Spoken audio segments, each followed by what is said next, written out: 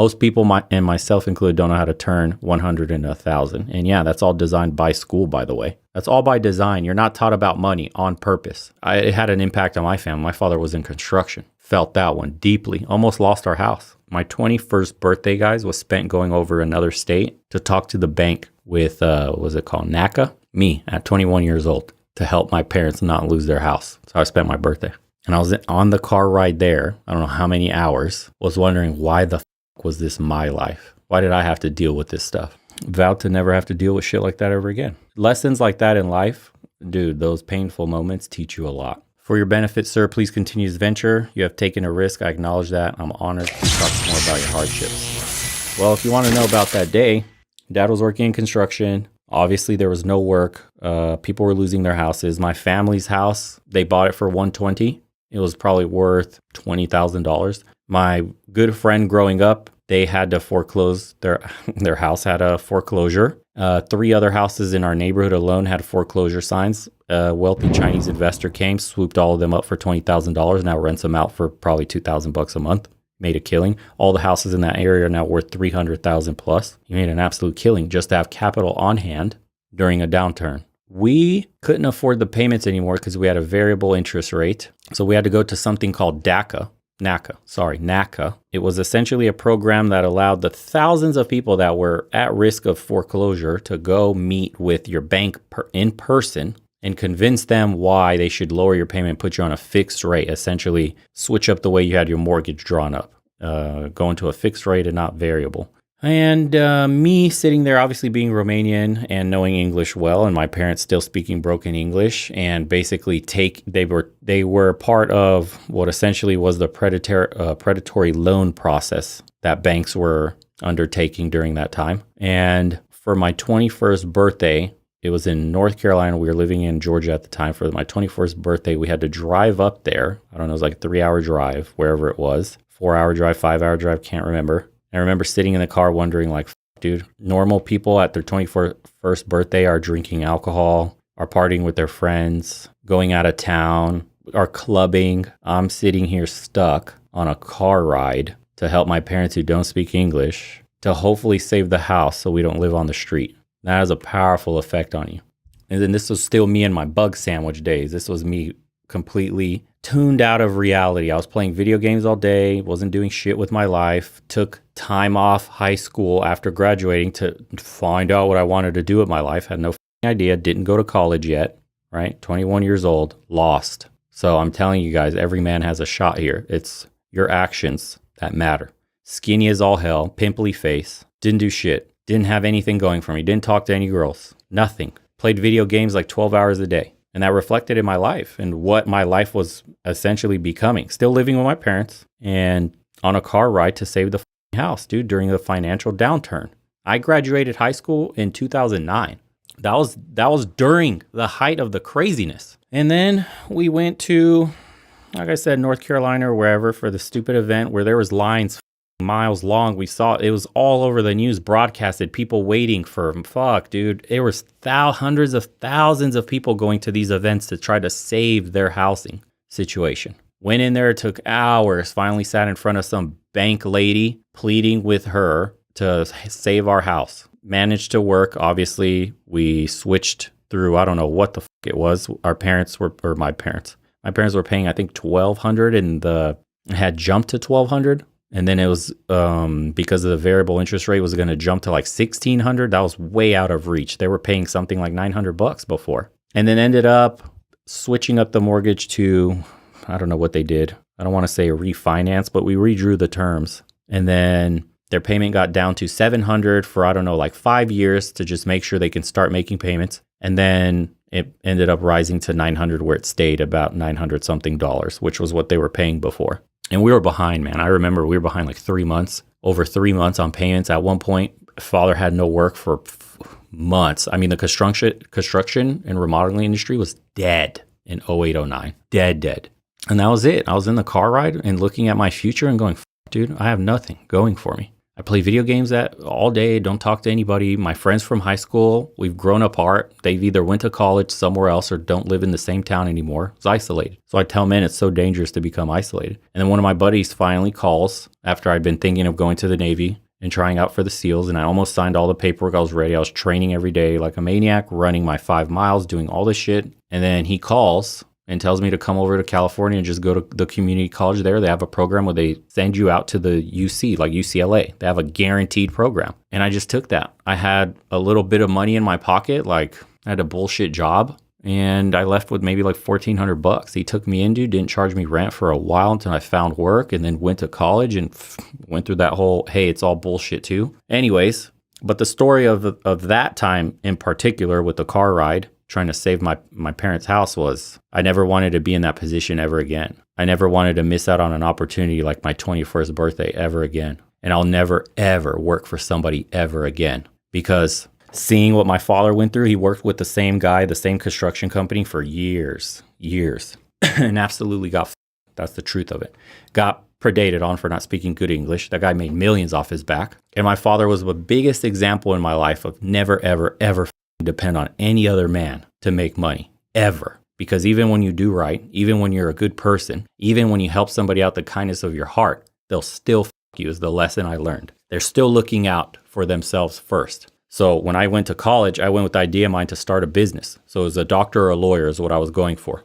I was either going to hang up my own shingle or start my own practice. That was it. Because I cannot, it's just depending on somebody else to get paid, someone else signing your checks, that. Anyways, well, I'll tell the story while we're talking about it. Fast forwarded, I go to college. I find out it's all bullshit. My degree doesn't actually matter. I'm talking to people that graduated and they're doing bullshit jobs that aren't tied to what they managed or majored in. So I go, okay, well, an opportunity appears. My dad calls me and says there's a job for the company, one of the companies he was working with, that wanted a general manager. And I said, you know what, this. I'm just going to go back home. I drop out of college. I'm going to start a business. I'm dead broke at the moment. I'm eating peanut butter jelly sandwiches. I should bring my friend on the stream so he could tell you the story.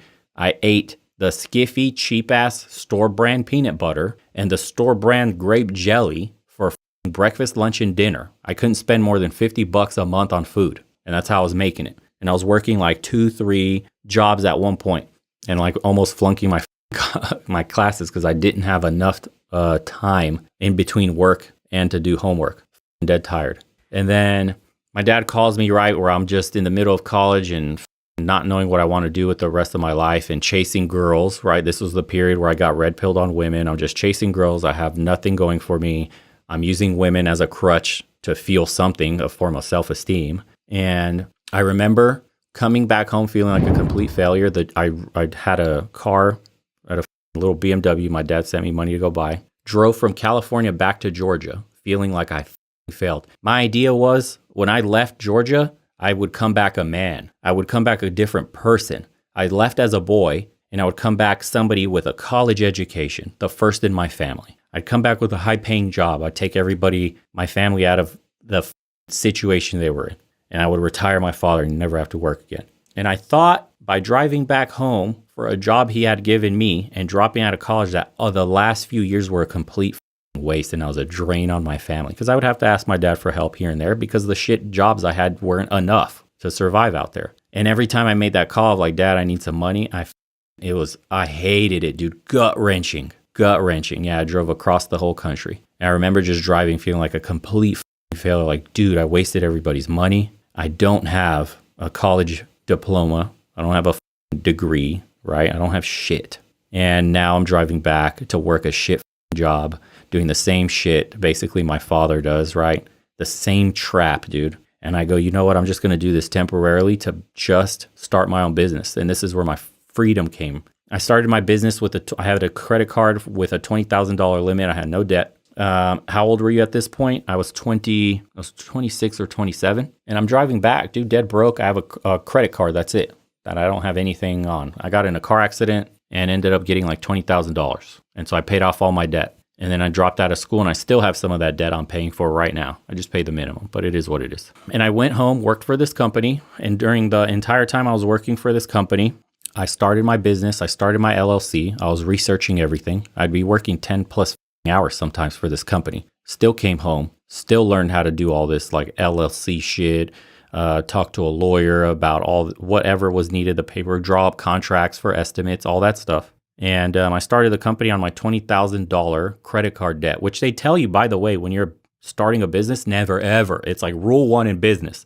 Never start a business on credit card debt. They fail 99% of the time. Well, I'm the 1%. So that's not normal though. Most businesses will fail. I had some unique things going for mine. So all the tools I needed, the material, the client connections, a lot of that came from my father. But the initial website creation and all that other stuff, the QuickBooks in the back end, everything, all the lawyers and the accountants to set up a C Corp and all this shit, I set it up correctly and it cost them money, right? Because you need professionals to help you. I don't know any of this shit. So with a gift of gab and some clients thrown my way from my father, we ended up getting a bunch of business. We ended up getting a lot of repeat customers. We ended up doing a really good job. And the business was successful from, I wouldn't say day one. Our first job, we were in debt $20,000 because we maxed out my credit card. And 3 months in, we finally made money. We were profitable and we were starting to pay down. We paid down my credit card by the end of the year. By the end of the year, guys, I went from peanut butter jelly sandwich diet. And it was so bad. My friend, my roommate at the time, he's like my brother. I went from a peanut butter jelly. He would come home and look at me and be like, bro, do you want a steak? He had money. He had no problem. He's like, do you want a steak, bro? I'm getting sick of watching you eat peanut butter jellies. Every day I would suit up, dude, get in a nice outfit just to go apply for a job. And then I told him, and he'll never forget this. He repeats it to me all the time. I told him this is me punishing myself for not getting my shit together and having a job. And he was just like, dude, you're out of your mind. I don't know how you eat that every day. It was the guilt from constantly having to ask family for money and not having a degree. And I should have already at the age of 25, 24, been graduated, had a job, going through the essentially the trap. Go to college, get a job, get a girl and a wife, have a kid, blah, you're successful. That's the lane that you're put in, right? That society wants you to go down. So 3 months in to the company, we start getting a bunch of business. The thing that helped us the most was putting up ads on Google and whatever so that people can find us. And I printed out for $750, guys, like 10,000 pamphlets saying like 10% off if you work with us. And I remember driving for hours on end, day in and day out to all the neighborhoods in Georgia, all of them in North Georgia where all the money is. People know what I'm talking about that live in the metro Georgia area.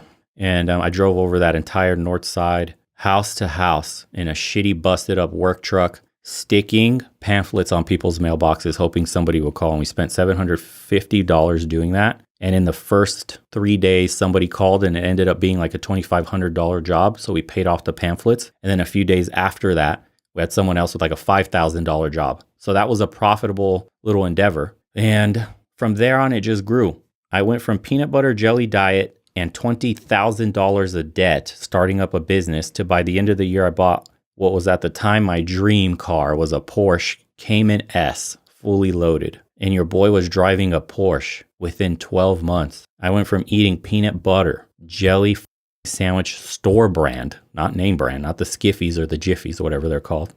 Store brand. And not a lease. I bought that. And I bought a Porsche. Dude, I had a black. And not only did I buy it, but I modified it. I made it as fast as a 911. So I had work done to the engine and I put a race exhaust on there, you know, with the ones with the button where you can turn the valves off and on. I could have wail on that shit in the city and people's car alarms would start. It was insane. You could hear me coming from a mile away, dude. Blacked out tinted windows. It was insane. And that to me at that time, it felt like I made it. I think I've learned so many lessons in life about not giving up and putting one foot in front of the other and keep going. And this is what I learned through all of that happening. For me at the time, moving from California to Georgia felt like a curse. And what I want people to understand about this story is that some of the moments in your life where you feel like you're down bad, like it's the biggest curse, right? It's your biggest obstacles sometimes turn out to be your biggest blessings. For me, coming back from California was the biggest blessing ever. I escaped the trap of, college, work, married, kids. And at the time, or while you're in it in the moment, I should say, you may not realize that, or it may seem like everything is hopeless, that why is this happening to you? But I feel like in the hardest times you learn the most, and when you're getting tested actively and you just keep moving without stopping. Don't let it make you quit. You only fail when you quit. But if you just keep going, man, the hardest times in your life that may have seemed like a trap or an obstacle is actually the biggest, most blessed moments of your entire life. Those are the chapters you're going to remember the most. I've done a bunch of things after all of this shit. I'm 33, by the way. I've done a bunch of things after owning a business, making a ton of money, got in trouble with the law, did so much shit. I've experienced life from absolute poverty with not having, plumbing, living in Romania, using an outhouse, to absolutely dining at places that charge thousands of dollars for a plate, being amongst people that you would never believe, seeing famous people dining next to you. I've seen it all, man. I've lived through in a short span too of the business becoming successful and all the other side hustles. I even got into crypto, dude. I first bought Ethereum when it was $34 and Bitcoin when it was $950. And I made a killing. I made a killing off of that shit too. And I'm just trying to share with the channel now. Now the YouTube thing is happening for me. So I've been just trying to share with people just through life advice, dude. Just my experiences. That was a good question, bro, by the way. Need to share more. Need to write these out as episodes. But that's the real, raw truth. All the advice I give, if I do even consider it advice, is just like, hey, here's what happened to me, and this is what you could learn from it. That's it. Omni, thanks, brother, for the 50. Working for yourself is very difficult but rewarding if you make it. I lost thousands starting my construction business and learning on my own. I was close to giving up, but I kept at it until I was profitable. You only fail once you quit, 100%. The stress of being an entrepreneur, there's nothing like it. I haven't had a steady income, dude, since I started the business. And I don't think I'd ever go back. I don't think I'll take the security of a corporate job over being an entrepreneur and stressing about when the next dollar comes ever again. I can't go back to that. I rather know that I get paid a linear amount based on the amount of work I put in. That moment is what I'll get paid. If I choose not to work that day, I get $0. I don't get paid at all. And it may affect my pay in the future. It may mean me losing a client. I haven't had a concept of weekends in years. I don't know what Saturday, Sunday means. When I see people that are excited for Friday to come for Saturday and Sunday,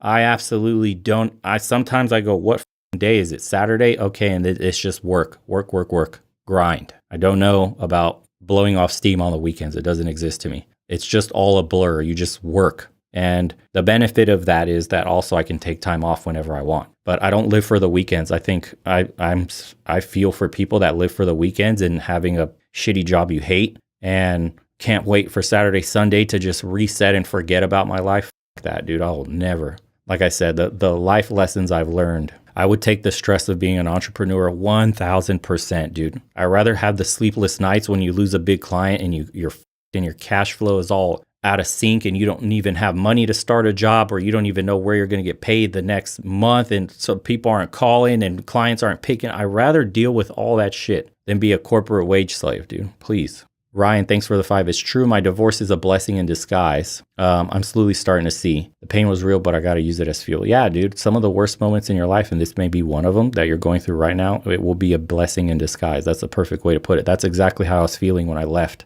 Or years after that. It was a blessing in disguise when I left California. In the moment, I felt like absolute failure. I remember there was one moment. Haven't told anybody this, not even my best friend, dude. I was sitting in the car crying, like tears just coming down my face. And I was looking at my phone and my bank balance, and I was like, how the am I going to make it out here, dude? If I have to make one more call to ask for money, it's going to lose my shit. Yeah, man, you have these moments in life. You just have to learn from them and keep going on. I don't know.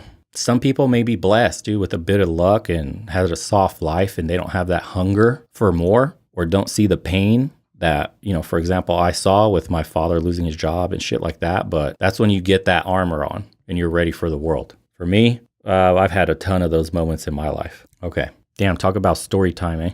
Someone said, but you were crying in a BMW. No, I wasn't crying in a BMW. I was crying in a Honda at the time. And the BMW I got was like $2,000, bro. And it broke down on me, by the way, in the middle of Baton Rouge, Louisiana, in the hood somewhere. And I had to barely make it to an AutoZone and call a mobile mechanic, again, borrowing money to fix my car to finally make it home. You act like I was in a brand new car, dude.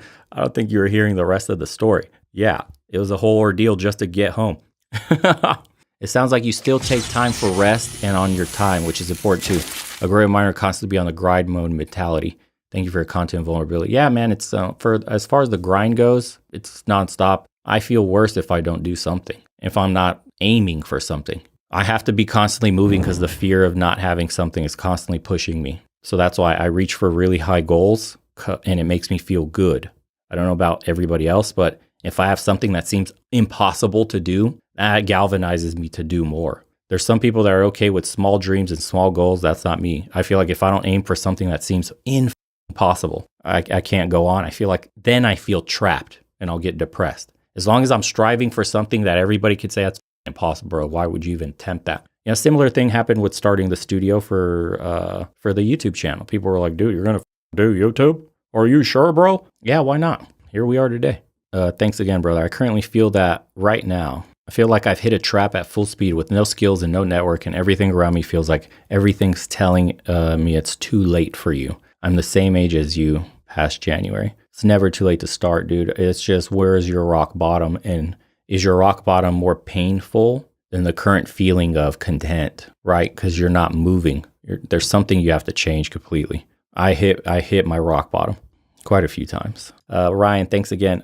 Change starts right now. Got to start somewhere. No better time like the present. Do your best to keep the negative thoughts out and keep pushing on. 100%. The worst thought you could possibly have is doubt. You could have fear. You could use fear for energy. You can have anger. You can have and think of every single emotion, everything besides doubt. I feel like doubt sucks the potential out of a person and has killed more dreams than anything else. I try to eliminate doubt out of my mind, period. Whenever I think of doing something, doubt is the last thing I let run wild. See, this is the part of this that annoys me. You don't give up your 9 to 5. You work on your business on the side until the income from that business replaces your 9 to 5. So while I was working for that other company, I was working for mine too when I got off. And on my days off from that company, from the main one that was employing me, I would use those days off to go do the projects that I had quoted before for my company. And I didn't last long at the company I got hired for because, like I said, it ended up being profitable a few months after. And then within that year, it replaced my main salary. It's hard to have 2 jobs, bro. It's the worst. It's the worst. I didn't have a life, dude, for the first, God, I don't know how many months. It was nonstop. I didn't even count the hours I was working because that wasn't a concept. If I had to wake up at 3 a.m. to do something, I did it. I just knew in my heart I could never, ever depend on anybody else. I couldn't let this fail because there wasn't a plan B. That's another thing. Plan Bs. When people tell me they have plan Bs, that's just, I know you're going to fail. Everything I've ever done that has succeeded in my life, I absolutely removed plan B as do or die moment for me. That's why I made it. Plan B is for a Yeah. When you make it a do or die moment and you cannot fail, period. Everything is riding on that. You'll find a way to make it work. You really will. Plan B, dude, just sucks the enthusiasm out of plan A. It sucks the potential out because you're just going to slack. You're not going to give it 110%. You're always going to default on, but if this doesn't work, I got plan B's there. I'll just do that other shit. No fallback. It's do or die. It's good to have alternatives. No, it isn't. If you're actively pursuing a dream and you have an alternative to your dream, you're a fail. You're going to fail. You will fail. Absolutely. Eliminate plan B completely out of your mind. When you have a dream or a goal that you're chasing, eliminate any other option besides that exact goal or dream. Period. I've never talked to anybody that succeeded that didn't put themselves with their back up against the wall in that sort of position. I've never, ever, ever heard or spoke to any guy ever that has made it, that had a plan B. Everybody tells me the same variation of the same story, where there was a moment that everything could break, where they didn't know if they were going to make it. They had everything riding on this plan, this deal, this idea. And it was either gonna work or bust, and that was it. And you always ask them, well, what was your plan B? Did you have something else that you could have? Nothing. They all say the same shit. Nope. It was either this or bust. I could not let this fail. The mind will come up with answers. The mind will solve problems. Yeah, you need absolute focus and dedication to something. All in, dude. Your brain has to literally be switched on. You know how when you're playing video games and all you can think about is the game and you play them for so long that you even dream about the game? Imagine working on your goal or your dreams in the same manner every single day. My thoughts were dominated by how to make my business successful. I didn't think about anything else but my business. Women and all that other shit, dude, my mind was zeroed in, tunnel vision. I didn't give a fuck about any hoes, getting late, none of that shit that I was doing in college. I didn't give a shit about nothing, nobody, anything. But how do I get this business off the ground and successful? Period. I wish I could put you guys in my brain so you could download that moment in my life so you can see how obsessed I was with making that shit successful. Anything I Googled, I didn't watch movies, didn't watch any shows, didn't watch shit on YouTube, no episodes, no Dragon Ball Z, no anime, nothing, dude, nothing.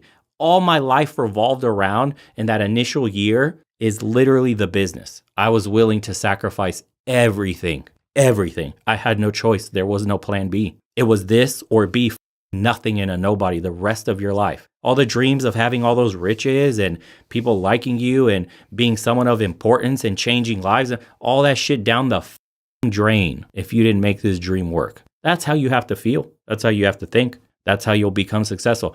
When I've talked to successful people, they have that same story. And when I talk to people that are on their way with like an idea and they're working on it in the early years, oh my God, dude.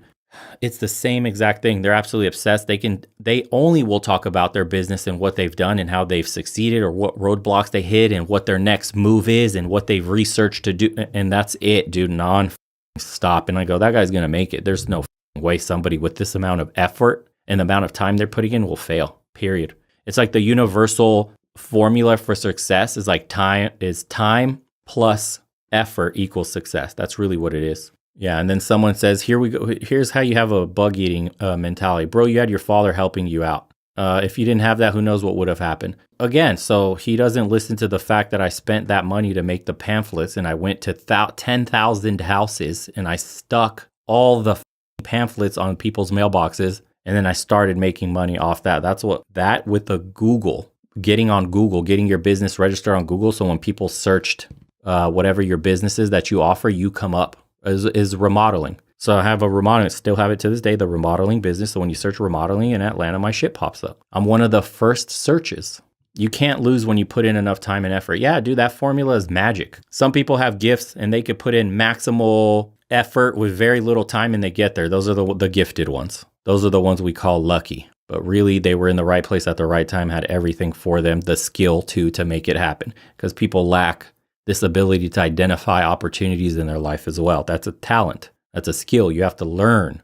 That's BS. Don't gas up people. Most fail. Yeah, exactly. Most fail because they don't put in the effort or the time. That's the real truth. Most people fail because what they consider hardcore effort is absolute bullshit. Most people don't know what real hard work is. Everybody who does those correctly succeeds that I've ever met. But, keep telling yourself. Most people do shit half-assed. That's the brutal truth of society today. Most people attempt their dreams half-assed. They don't really try hard. But you'll have people here in the comment section once the video gets released. You'll have people right here in the live chat that'll say the same shit, dude. Yeah, but most people fail. Yeah, this is the same guy that won't start his business because he read the 99% statistic. 99% of businesses will fail in the first 5 years. Yeah, I shouldn't start. It seems like a bad investment. Yeah, you don't believe in yourself. Why the fuck would you even succeed? Even if you finally mustered up the courage, you won't give it enough effort. You won't sacrifice everything needed to make your dream come true. So you're stuck eating bug sandwiches in your fucking cubicle at the office. That is your destiny. That's the brutal truth. Are you going to die for your dream or not? The guys that are willing to die for their dreams will succeed. Nobody wants to commit to that level. Omni, thanks, bro. There's no such thing as luck. Luck is when preparation meets opportunity. Exactly. I feel that one strongly. People tell me I'm so lucky. That's a perfect little saying, dude. My YouTube channel, guys, here's how it got successful. I was posting 6 videos a day. 6 videos a day. Most creators post 1 a day because they want to avoid, it's called creator burnout. I invested a ton of money into the studio. I got good sounding mics, good looking cameras, try to dress well, and post 6 videos a day until something hits. And something finally hit. Yeah, the harder you work, the luckier you get. That's true. So burnout is a real dream killer. If you go for too long with all you have, you'll wither and disappear. Well, that depends how strongly you believe in your dream. See, burnout is just dependent on how passionate you are of the thing you're chasing. Again, you become very passionate about the thing you're chasing when you remove plan B. So burnout doesn't become a thing. when there is nothing else to replace it. I fight burnout by just remembering where I came from, by seeing the state of some people's lives currently. Like when I see homeless people on the street, I try to remember that right away. And I go, there's this homeless dude that has one leg that's busted up and he's on crutches. And one of the crutches doesn't have like the support on his arm anymore. And so he duct tapes one of the crutches to his arm and it's eaten into his arm. I've given him money before. It eats into his arm where the support is. So he can walk, with his crutches and ask for money. And I look at that dude when I drive by and I go, I don't give a how tired I am. Don't give a about anything. Burnout is bullshit in my mind when I see the state of that guy's life. When I see what that dude's going through, I stop complaining right away about my life. I don't care that I don't want to do this today or any other day in the future, or how hard my situation may seem to me, or just the difficulty my brain tries to tell me. I don't give a shit. I gave him money for a crutch, dude. Yeah, I don't care. So when people say, well, I feel burned out, well, I'm like, well, how bad do you want this shit then? Because there's a dude on the cross street next to my house walking with a crutch, digging into his arm, asking for a few dollars. You still feel that burnout?